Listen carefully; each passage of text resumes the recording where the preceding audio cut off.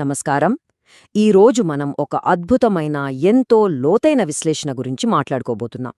ప్రపంచం ఏర్పడినప్పటి నుండి మనుషుల జీవితాల్లో కనిపించే ఎన్నో అసమానతలను తూర్పు దేశాల ప్రాచీన తత్వశాస్త్రం ఎలా డీకోడ్ చేస్తుందో ఈరోజు చూడబోతున్నాం. అసలు కర్మ, విధి అనేవి ఎలా పనిచేస్తాయి అనేదానికి ఈ ప్రాచీన సిద్ధాంతం ఒక ఆసక్తికరమైన సమాధానాన్ని మన ముందుంచుతోంది. ఈ మూలాలను పరిశీలించే ముందు ఒక సార్వజనీనమైన ప్రశ్న వేసుకుందాం. అసలు పుట్టుకతోనే మనుషుల జీవితాల్లో ఇంత తీవ్రమైన అసమానతలు ఎందుకుంటాయని ఎప్పుడన్నా ఆలోచించామా? ఒకరు సకల సౌకర్యాలున్న రాజభవనంలో జన్మిస్తే మరొకరు కనీస వసతులు లేని రోడ్డు పక్కన ఎందుకు పుడతారు? ఒకరు ఎప్పుడూ ఆకలితో ఉంటే మరొకరికి అన్నీ సునాయాసంగా ఎందుకు లభిస్తాయి? దీనికసలు కారణం ఎవరు? ఈ విశ్వవ్యాప్తమైన ప్రశ్నలకు మన ప్రాచీన మూలాలు అందించే సమాధానాలను ఇప్పుడు అన్వేషిద్దాం. సరే, ఆలస్యం చేయకుండా ఇందులోకి లోతుగా వెళ్ళిపోదాం. ఈరోజు మన ప్రయాణం 4 భాగాలుగా సాగుతుంది. ముందుగా కర్మ యొక్క నిర్మాణం, ఆ తర్వాత పుట్టుక, జ్ఞానం, వివాహం గురించి చూస్తాం.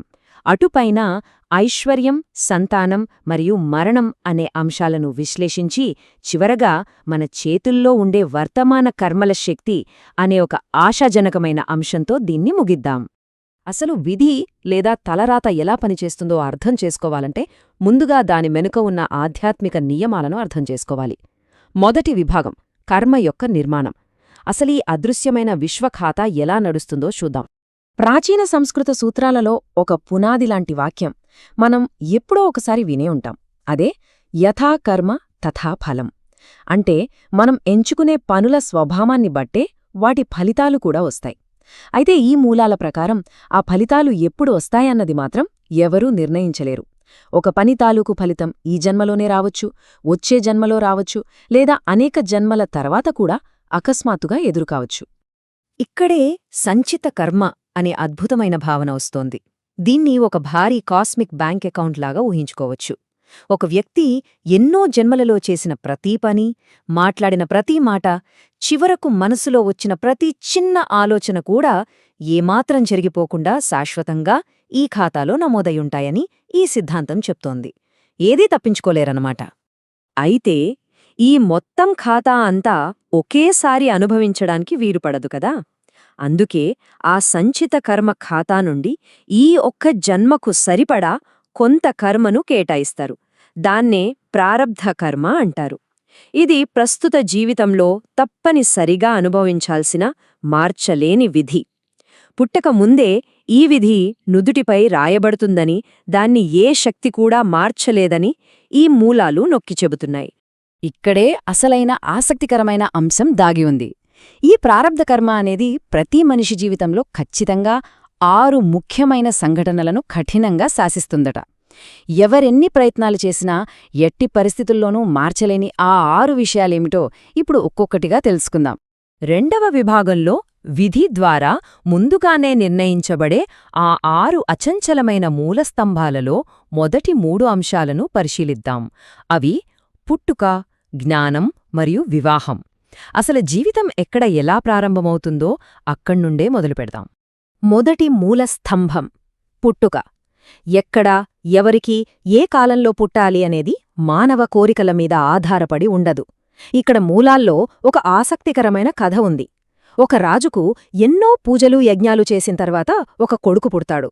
కాని ఆ యువరాజు పెద్దయ్యాక సకల రాజభోగాలను వదిలేసి అడవికి వెళ్ళిపోతాడు. ఎందుకంటే ఆ వ్యక్తి గత జన్మలో ఒక తపస్వి. ఆ తపస్సు మధ్యలోనే ఆగిపోవడం వల్ల రాజకుటుంబంలో పుట్టినప్పటికీ అతని మనసు ఎప్పుడూ అడవిపైనే ఉంటుంది. పుట్టుకను మన కోరికలు ఏమాత్రం మార్చలేవని ఇది స్పష్టం చేస్తోంది. ఇక రెండవ మూలస్తంభం జ్ఞానం. ఇక్కడ జ్ఞానమంటే కేవలం బడికి వెళ్లి తెచ్చుకునే డిగ్రీలు, సర్టిఫికెట్లు కాదు, నిజమైన అంతరంగిక వివేకం. కొంతమంది ఎన్నో పెద్ద పెద్ద డిగ్రీలు చదివినా చిన్న సమస్యను కూడా ఎదుర్కోలేరు. మరికొందరు కనీసం బడికి వెళ్లకపోయినా వారి మాటల్లో అపారమైన జ్ఞానం కనిపిస్తుంది.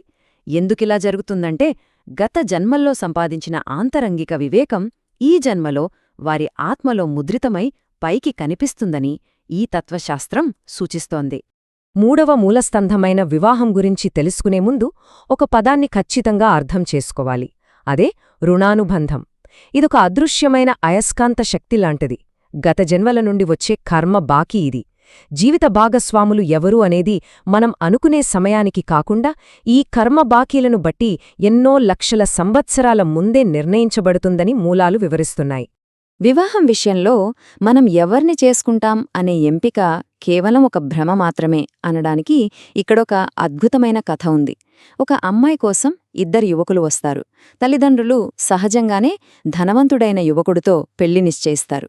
అంతా సవ్యంగా ఉందనుకునే సమయంలో సరిగ్గా పెళ్లి రోజున ఆ యువకుడికి అకస్మాత్తుగా తీవ్రమైన అనారోగ్యం వస్తుంది.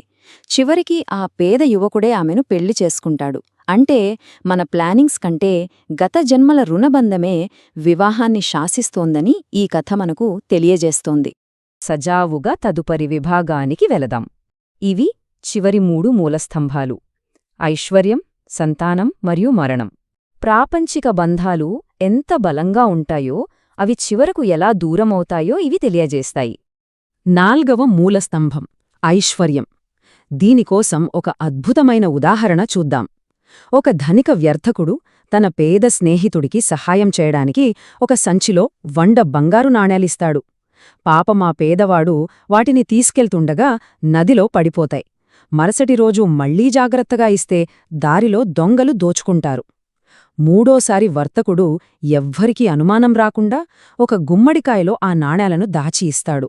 కాని దారిలో ఆ పేదవాడు ఆకలికి తాళలేక ఆ గుమ్మడికాయను అమ్మేసి భోజనం చేస్తాడు. విధిరాతలో లేకపోతే ఎన్ని అవకాశాలొచ్చినా ఒక్క పైసా కూడా అదనంగా కూడబెట్టలేరని ఇది వివలిస్తోంది. 5వ మూలస్తంభం సంతానం. పిల్లలు పుట్టడమనేది కేవలం జీవశాస్త్రపరమైన విషయం కాదు.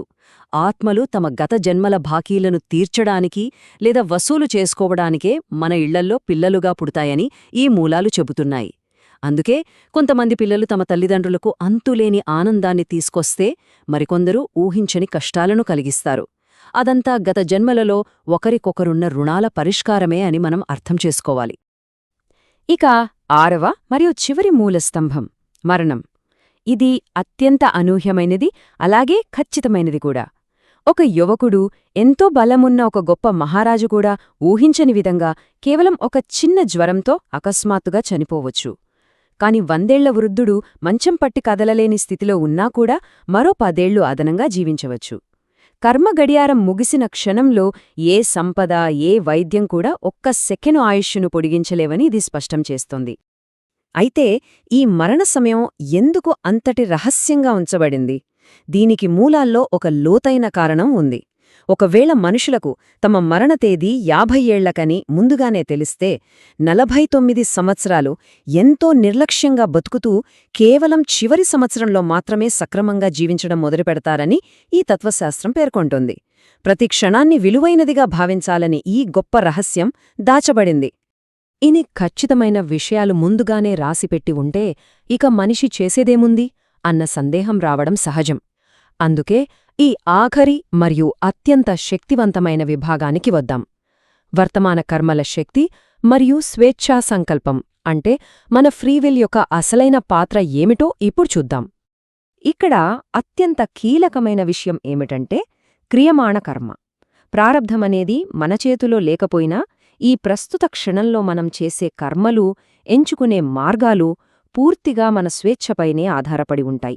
6 మూలస్తంభాలను మార్చలేము కాని మన వర్తమాన కర్మలే రాబోయే భవిష్యత్తుకి, వచ్చే జన్మలకి విత్తనాలుగా మారతాయి.